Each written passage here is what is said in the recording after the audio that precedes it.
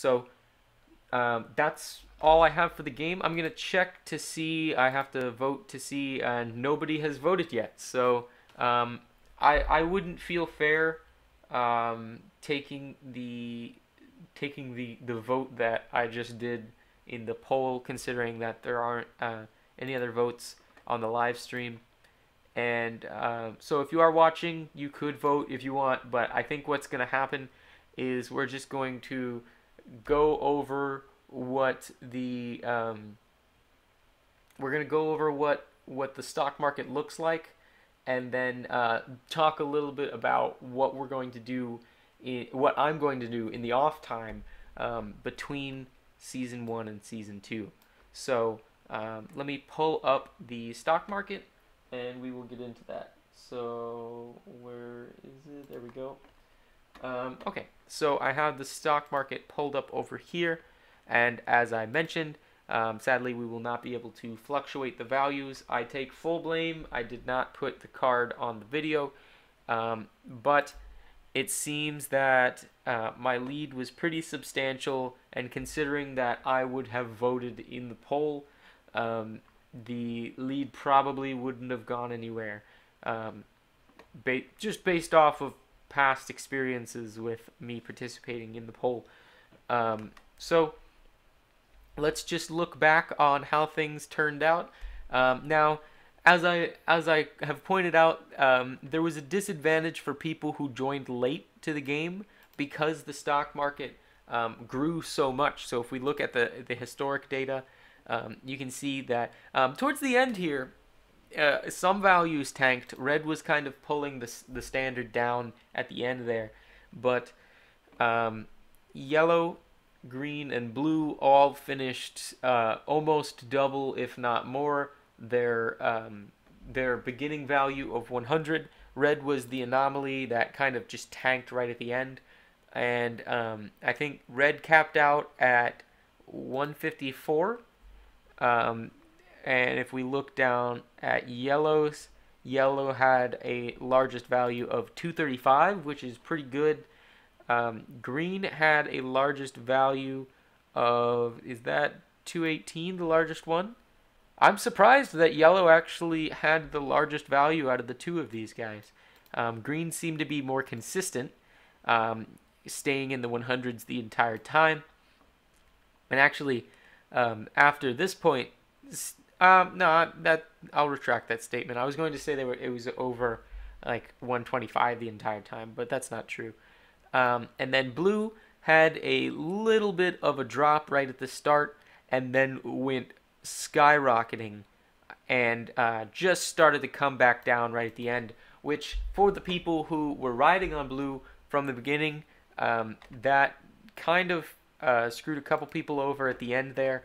But actually, if we look at this, because blue was such a high price, we don't have many people who were mainly invested in blue. In fact, nobody has the most stock out of all of their stock in blue. So the most being Megan, my sister Kate, at 272, and then the least being 0, obviously. Cancel that. I don't know what I just did. So if we just look over the final standings, we can see that I came in first. I'm not going to put this down as a major accomplishment because I was the person facilitating this, and I didn't necessarily, it wasn't set up so that people had a fair shot towards the end, which is something I plan to remedy. Also, the fact that I was able to fluctuate my investments more because of my involvement in the stock market and my attendance at all of the updates, I was able to profit a little bit more off of the I could short sell a little bit more. A lot of people went in for the long-term investments, and the problem with that is I think every single one of the stock we had tanked at some point except green. Green was the only one that stayed consistent. It just didn't go high enough to to remedy the fact that it wasn't fluctuating a lot. So the people who went all in on green did turn out with a profit. We see that OC did fairly well only with green. Well, fairly well as in he did better than he started. And then my sister having most of her allegiance in green, not all of her allegiance, but most. Um, she most out of the other four. She did pretty good because I think this was kind of due to the fact that the market was growing when and continued to grow when she joined in. So she has a fairly even spread, not as even Steven for obvious reasons, but she does see a significant rise in her investments because of that inflation in the market that we saw throughout the entire stock market. And you can see that by the fact that everybody started here, and pretty much you can see that like 60% of the volume, if not more, is above that value. So you can really tell that the market stayed up for a very long time. Um, and so our special guest Mike from the Useless Duck Company did finish with a what is that 50% increase on his original investment. So I congratulate him on that. That is with a strong investment in yellow, which did do very well towards the end. With it did very well towards the end. Although he did buy in fairly in the middle area of the stock market competition, so it was around here. Yellow did go up and then tanked a bit and then went back up, but it went back up almost to where its highest value was. So he gained all of the benefit of yellow's increase. And then out of Andrew and Brandon, I will say that I believe their poll for the debate is tied. I don't know if anyone wants to push that tie one way or the other, but it does seem that in the stock market, Andrew has come out superior. So you can be the decider of whether he won the debate or whether Brandon was able to rebuttal those statements. And sadly, we have our three below boring Boris, James, Mr. Positive, and Dan. Now, I do need to get Dan and OC on for another tax episode because they never actually got to start their story yet. But that's kind of a scheduling problem. I just need to get around to actually proposing it before the weekend of, so that can happen. I am going to. So let me get into what we're going to do in the time period between now and the start of the second season. I'm not sure when the second season is going to start. It will be relatively soon, but relatively soon based off of the fact that I'm on a weekly basis. So what I plan to do is I want the stock market to begin the week of a guest show. So I'm going to ask around to some people. I did have some people interested in coming onto the show. I might have some people come back onto the show.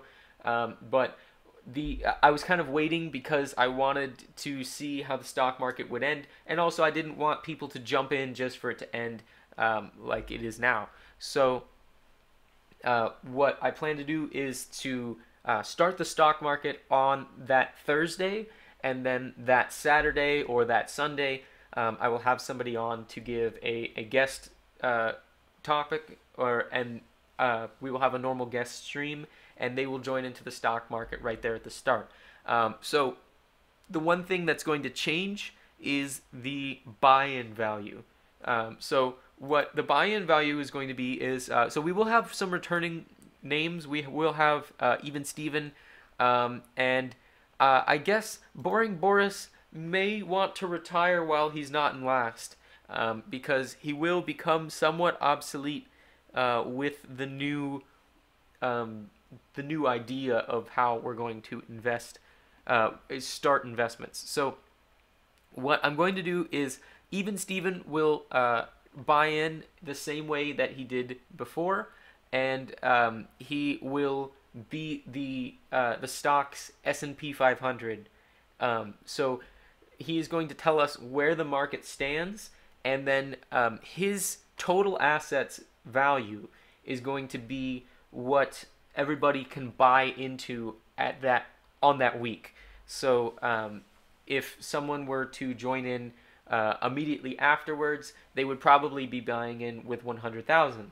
But if they are halfway through the stock market competition and they buy in, the stock market could have risen, the stock market could have gone down.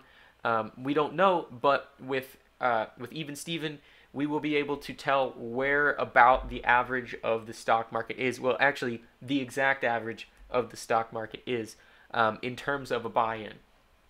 So if I buy in with 100,000, then the stock market increases. People will get more money to start to even out the fact that I've had more time to buy into stuff. But also, if I buy in early and the stock market crashes, then people will be penalized for waiting because it's not necessarily a penalty, it's just kind of evening the slate. I also want to add a new graph. So what I have here on this page is the historic data of the actual stock itself, which was very nice because you could see the trends. You could see if there was a peak, then there was going to be a fall at some point, and that was pretty consistent with a lot of things. Blue had a pretty long wavelength here, which is the opposite of the color, interestingly. And then red was somewhat spastic around the 100 line, and just based off of who was supporting it at the time. And yellow had this kind of nice spike and then another drop, and green was consistent. So these trends are very nice, but what I want to show for people who maybe join into the stock market later is how the other contenders are doing. So I want to have another graph that shows when people started the market and when they what they've done since then. So that's the idea. I think that it will really show some cool aspects of the stock market, and we'll get to see a little bit more of the suspense of things, because here, right at the end, I ended up winning, but for the longest time, Megan was in the lead, and she was actually mad at me that I didn't tell her I was winning, but, you know, I mean, if she watched the stream, she would know that, and so, I think that will be interesting because it'll show the progression of things over time. Maybe someone will be winning for a very long time and then completely crash based off of some bad investment. I'm also going to try and pester people to be a little bit more active in terms of buying and selling stock. I think that will liven things up a little bit. But now that we've seen how one stock market plays out, that is probably going to be a little bit more likely. And as I gain a little bit more traction in the YouTube community, I might get some more people voting in the polls, which would always be nice because that allows the stock market to fluctuate fairly, as opposed to yellow getting gigantic leaps from my investment.